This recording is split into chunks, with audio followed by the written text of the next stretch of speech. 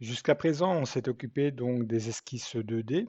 Donc, on travaillait principalement sur l'axe X et Y qui ont donné une fonction de révolution ou de lissage d'extrusion.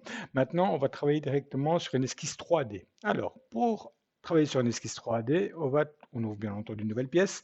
On va dans Esquisse et on va en dessous d'esquisse 2D, on a commencé une esquisse 3D. Voilà.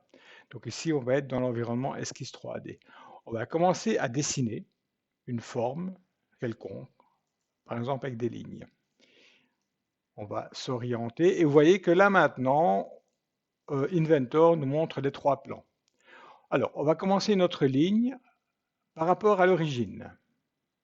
On va faire une ligne de, par exemple, de 50 mm vers la droite et vous allez voir que là, notre trièdre, il va se déplacer à l'extrémité de notre entité dessinée. Ce qui est logique, c'est pour mieux nous orienter. Alors, ensuite, on va faire une ligne vers le haut, par exemple de 30 mm. Enter. Alors, par défaut, ici, vous voyez que Inventor nous met un rayon de courbure, mais on peut les supprimer et en imposer juste après. C'est pas compliqué, il suffit de cliquer droit et on décoche coude automatique. Et prochainement, vous allez voir qu'il ne va plus les mettre. On peut supprimer celui-là après, on verra bien.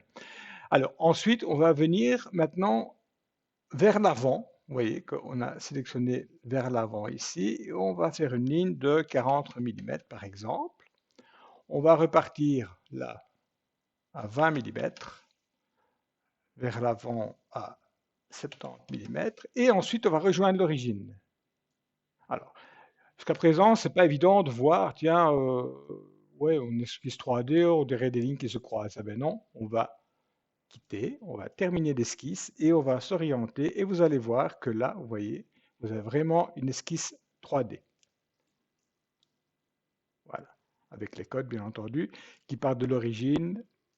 Alors, cette fonction est intéressante principalement pour faire un réseau, par exemple, de tuyauterie.